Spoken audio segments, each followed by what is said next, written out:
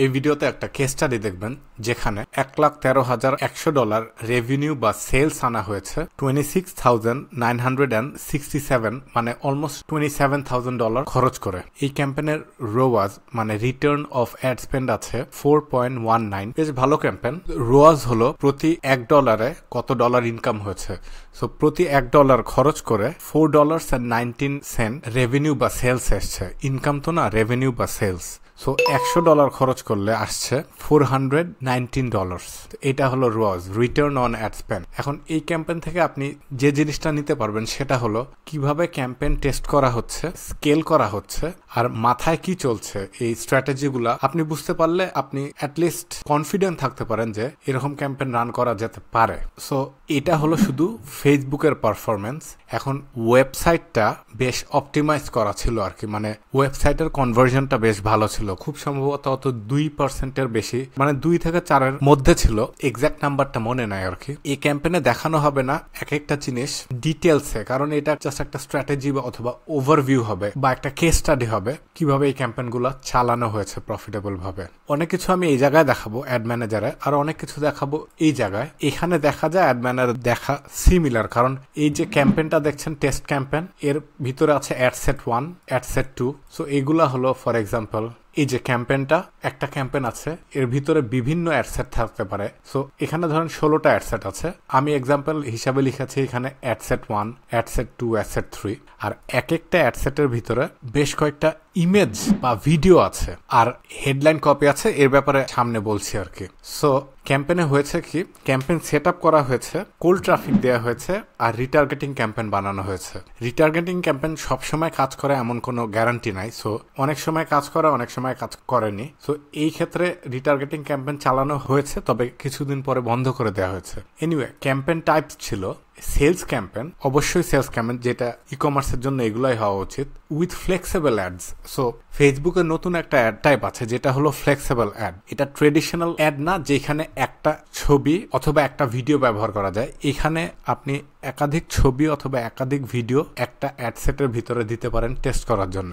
আর আরেকটা ক্যাম্পেন ছিল ট্রেডিশনাল ওয়েতে কেমনে ক্যাম্পেন চালায়, এটাও টেস্ট করা হয়েছে। তো এই দুইটা টেস্ট করে দেখা গেছে যে ফ্লেক্সিবল অ্যাড ভালো বেশি করেছে। সো বাজেট ওইখানেই দেয়া হয়েছে। সো অ্যাড সেটে কনভার্জন ইভেন্ট ছিল অবশ্যই পারচেজের বাইরে কিছু দেয়া যাবে না। আপনি যেটা দরকার ফেসবুক থেকে ওই গোল অথবা ওই অবজেক্টিভটা যেতে হবে। ক্যাম্পেনের বাজেট ছিল অলমোস্ট অ্যারাউন্ড $27,000। ডেলি বাজেট হয় $900 মতো, তবে ডেলি বাজেটটা অনেক সময় বেশি হয়েছে, অনেক সময় কম হয়েছে, মানে মান্থলি বাজেট অ্যারাউন্ড $27,000 এসছে। সো এখানে যে অডিয়েন্স গুলা ব্যবহার করা হয়েছে সেটা ছিল অনেক ক্ষেত্রে ওপেন অডিয়েন্স, তারপর open plus advantage plus audience ব্যবহার করা হয়েছে। কিছু ইন্টারেস্ট বেসড অডিয়েন্স টেস্ট করা হয়েছে, লুকালাইক অডিয়েন্স টেস্ট করা হয়েছে, কিছু বিট স্ট্র্যাটেজি টেস্ট করা হয়েছে, আর প্লেসমেন্ট অ্যাডভান্টেজ প্লাস প্লেসমেন্ট ব্যবহার করা হয়েছে। অ্যাড টাইপ হলো ফ্লেক্সিবল অ্যাডস, আর কিছু ট্রেডিশনাল অ্যাড ছিল। ট্রেডিশনাল মানে একটা ছবি একটা ভিডিও এরকম আর কি। সো এবার আমি কিরকম করে চিন্তা করছি, আপনি কেমনে এরকম একটা ক্যাম্পেইন রান করা যায়, ওর পিছনে কি চিন্তা করতে হবে বা কিভাবে এক্সিকিউট করতে হবে,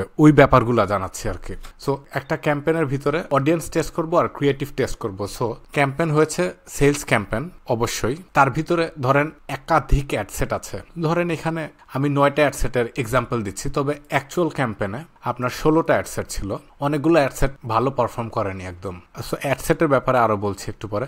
এক একটা অ্যাডসেটের ভিতরে ধরেন 2টা টাইপের অ্যাড ছিল, 2টা গ্রুপের অ্যাড বলছি। ফর এক্সাম্পল ধরেন এই অ্যাডসেটটা ধরছি, এর ভিতরে 2 টাইপের অ্যাড ক্রিয়েটিভ টেস্ট করা হয়েছে। তো এই দুইটাই হলো ফ্লেক্সিবল অ্যাড, আর ফ্লেক্সিবল অ্যাডের ভিতরে আমরা একাধিক অ্যাড টেস্ট করতে পারি। সো এর ভিতরে আছে 6টা ক্রিয়েটিভ, আরেকটার ভিতরে আছে 5টা ক্রিয়েটিভ। সো এখন দেখি, সো এক একটা ফ্লেক্সিবল অ্যাডকে একটা গ্রুপ বলছি আমি এখানে। সো গ্রুপ 1 ফ্লেক্সিবল অ্যাডে ছিল ধরেন 6টা ইমেজ আর 2টা প্রাইমারি টেক্সট আর 2টা হেডলাইন।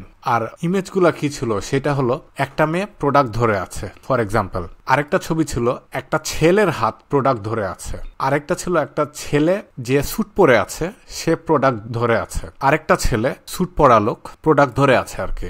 সো আরেকটা product with regular background, so শুধু প্রোডাক্ট আছে, পিছনে একটা ব্যাকগ্রাউন্ড, রেগুলার ব্যাকগ্রাউন্ড। আরেকটা আছে একজন ফ্রাস্ট্রেটেড ছেলে, মানে হতাশ টাইপের ছেলে প্রোডাক্ট ধরে আছে। সো এইগুলা টেস্ট করা হচ্ছে, তার সাথে দুইটা প্রাইমারি টেক্সট, দুইটা হেডলাইন। আরেকটা গ্রুপে ছিল সিমিলার আর কি, আরেকটা মেয়ে প্রোডাক্ট ধরে আছে, আরেকটা ছেলের হাত প্রোডাক্ট ধরে আছে, আরেকটা স্যুট পরে একজন লোক প্রোডাক্ট ধরে আছে, আর প্রোডাক্টের পিছনে রেগুলার একটা ব্যাকগ্রাউন্ড। সো এই 5টা ছবি। সো এই দুইটা গ্রুপ অফ অ্যাড ধরেন, এটা সবগুলো অ্যাডসেটেই টেস্ট করা হয়েছে অ্যাটলিস্ট প্রথম ক্যাম্পেনে। সো আমরা বুঝার চেষ্টা করব এর মধ্যে থেকে কোন অ্যাডটা ভালো করতে পারে আর কোন ইন্টারেস্টগুলা ভালো করতে পারে, সো দ্যাট ওই ইন্টারেস্টগুলো আমরা বাজেট বাড়াতে পারি। একটা অ্যাডসেট আছে ধরেন ওপেন, মানে কোনো টার্গেটিং নাই, একদম পুরা আমেরিকার লোকদের 18 বছর থেকে 65 আর অ্যাবভ, ছেলে মেয়ে সবাই, কোনো টার্গেটিং না দিয়ে ছেড়ে দিয়েছে, এটা হলো ওপেন অ্যাডসেট। আরেকটা অ্যাডসেট হলো ধরেন ইন্টারেস্ট 1, এখানে একটা ইন্টারেস্ট আছে, আরেকটা আছে ইন্টারেস্ট 2, তারপর অ্যাডসেট নাম্বার 4 হলো আরেকটা ইন্টারেস্ট, তারপর অ্যাডসেট নাম্বার 5 হলো ইন্টারেস্ট ট্যাগ করছি, মানে ধরেন football, basketball, volleyball, sports, badminton, মানে একটার পর একটা ইন্টারেস্টের উপরে ইন্টারেস্ট দেয়া, মানে একাধিক ইন্টারেস্ট দেয়া, এটা হলো ইন্টারেস্ট ট্যাকিং। অনেকে অনেক নামে ডাকে, আমি এই এক্সাম্পলের জন্য ইন্টারেস্ট ট্যাকিং বলছি। Ad set 7 another interest targeting. Ad set 8 করা হয়েছে লুকালাইক অডিয়েন্স আর 9 লুকালাইক। সো লুকালাইকে করা হয়েছে যে প্রসপেক্টরা ফেসবুক অ্যাডে অথবা পেজে বা কোনো রকমের একটা ইন্টারাকশন করেছে, এটা হতে পারে অ্যাডে ক্লিক করেছে বা কমেন্ট করেছে।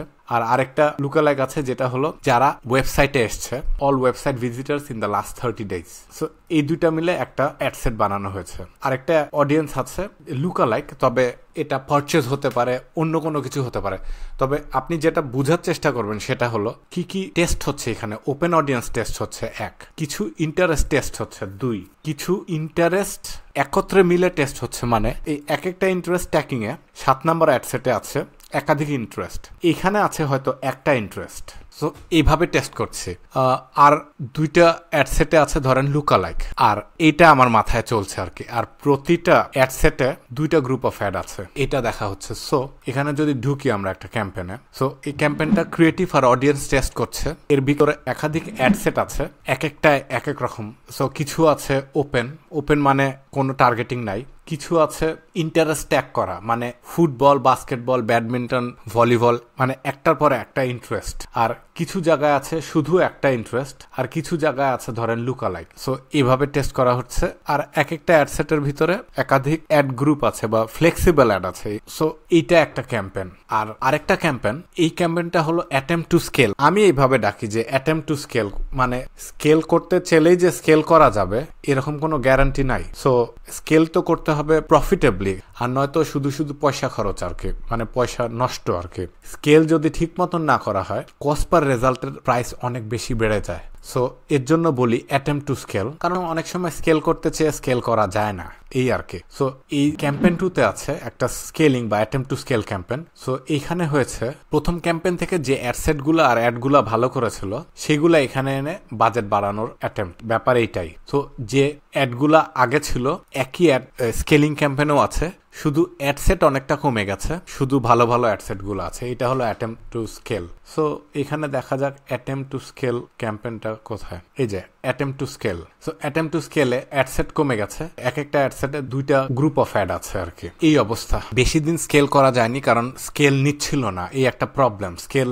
নিতে পারছিল না। সো নিতে পারছিল না মানে রোয়াজ কমে যাচ্ছিল। তো পরে আমার বিজনেস ওনারের সাথে মিটিং এ বসে আরেকটা কস্ট পার রেজাল্ট নাম্বারে আসতে হয়েছে যে এত কস্ট পার রেজাল্ট হলে আমরা করতে পারবো, প্রফিটেবলি চালাতে পারবো। সো এটা হলো অ্যাটেম্প টু স্কেল ক্যাম্পেন। এরপরে ক্যাম্পেনটা আছে ক্যাম্পেন নাম্বার 3, আরো ক্রিয়েটিভ টেস্ট করছি আর লুকালাইক অডিয়েন্স দিয়ে ক্রিয়েটিভ টেস্ট করছি ক্যাম্পেন নাম্বার 3-এ।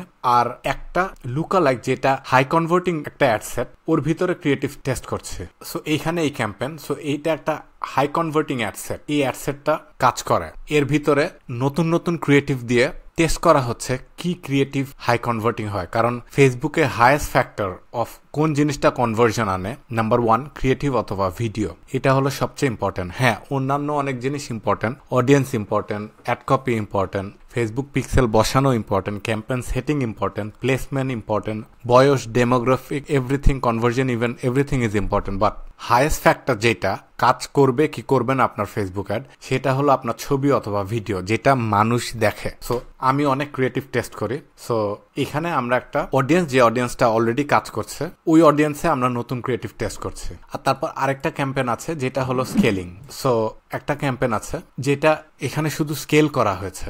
সো আমি যে সময় কেস স্টাডি দেখাচ্ছি সেটা হলো অগাস্টের 1 তারিখ আর অগাস্টের 31 তারিখ 2024। ওই সময় $500 ছিল স্কেলিং।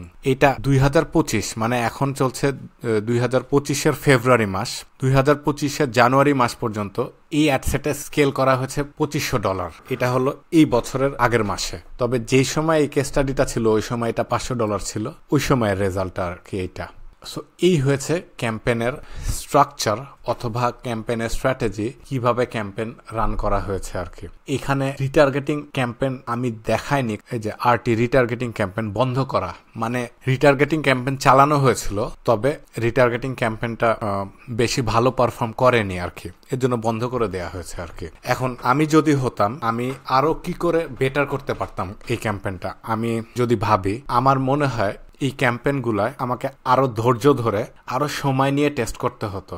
সো আমি অপটিমাইজ করেছি এক একটা ক্যাম্পেন বা এক একটা ধরেন অ্যাডসেট 3 থেকে 4 দিনে বা 2-3-4 দিনে ডিসিশন মেক করি। 2-3-4 কারণে এটা ডিপেন্ড করে কস্ট পার রেজাল্টের উপর আর রোয়াজের উপর। সো 2 দিন হতে পারে, 4 দিন, 6 দিন হতে পারে। আমার আরো আস্তে আস্তে অপটিমাইজ করা উচিত ছিল, আমি যেটা ভাবছি আর কি, বা আমার যেটা লেসেন নেওয়া হয়েছে এই ক্যাম্পেন থেকে। এক একজন মানুষ এক একভাবে ক্যাম্পেন অপটিমাইজ করে। অনেকে খুব তাড়াতাড়ি অপটিমাইজ করে শুরুতে, অনেকে 1 সপ্তাহ ওয়েট করে, 2 সপ্তাহ ওয়েট করে। এক একজন মানুষের এক এক রকম ধৈর্য আছে। আমি মনে করি অপটিমাইজেশন যখন দরকার তখন করা উচিত। আরেকটা ব্যাপার হলো, বাজেট যদি বেশি থাকে তাহলে ডাটা আসে তাড়াতাড়ি, মানে অপটিমাইজেশন প্রসেসটা সাধারণত একটু তাড়াতাড়ি হওয়া উচিত। তবে আমি যদি এই মাসে ক্যাম্পেনটা যদি রান করতাম, তাহলে আমি আরো ধরেন 3 থেকে 7 দিনে অপটিমাইজ করতাম এক একটা অ্যাডসেট। সো 2 থেকে 4 দিনে অপটিমাইজ না করে আমি 3 থেকে 7 দিনে অপটিমাইজ করতাম। আর 2 থেকে 4 বলছি কারণ 2 নাম্বার দিনে হতে পারে, 4 নাম্বার দিনে হতে পারে আমি একটা অপটিমাইজেশন ডিসিশন নিব। সো এর জন্য 2 থেকে 4। আর 3 থেকে 7 কারণ 3 দিনে নিতে পারি, 7 দিনে নিতে পারি, অনেকটা আছে 12 দিনে গিয়ে ডিসিশন নিতে পারি, কারণ কিছু ডাটা লাগবে। তবে অপটিমাইজেশন তখন করা উচিত যখন এটা দরকার। আর ফেসবুকের অ্যাড রান করতে গেলে আমি মনে করি একটু ধৈর্য থাকা উচিত, ধৈর্য আর বাজেট থাকা উচিত। তো এইটা আমার লার্নিং হয়েছে।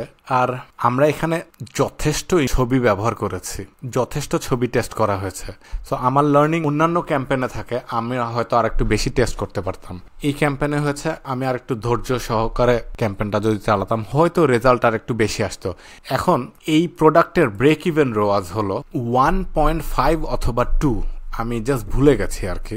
ব্রেক ইভেন রোয়াজ মানে $1 খরচ করলে ক্যাম্পেন যদি $1.5 জেনারেট করে তাহলে আমরা লসে নাই। $1 খরচ করে এটা হতে পারে 1.5 অথবা 2, আমার জাস্ট এখন মনে নাই, কারণ এই মাসে অন্য টাইপের একটা ক্যাম্পেন চালানো হচ্ছে। এইখানে এই মাসে আগের ক্যাম্পেনগুলো চালানো হচ্ছে না, নতুন ক্যাম্পেন চালানো হচ্ছে। বাট এনিওয়ে, $1 খরচ করে $1.5 অথবা $2 যদি ইনকাম হয় তাহলে এটা কোনো লস নাই। সো এখানে যে 4.19 রোয়াজ আছে, সো এটা ভালো প্রফিট এসছে।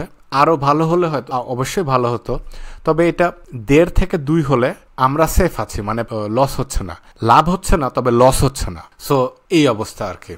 ভিডিওটা যদি পছন্দ হয় কমেন্টে জানাতে পারেন, লাইক এবং শেয়ার করতে পারেন। ভিডিওটা যদি পছন্দ না হয় তাহলে দয়া করে কমেন্টে জানান কেন পছন্দ হয়নি, এবং এরকম ভিডিও যদি আগামীতে পেতে চান চ্যানেলটিতে সাবস্ক্রাইব করে নোটিফিকেশন চালু করেন। দ্যাটস ইট, কথা হবে।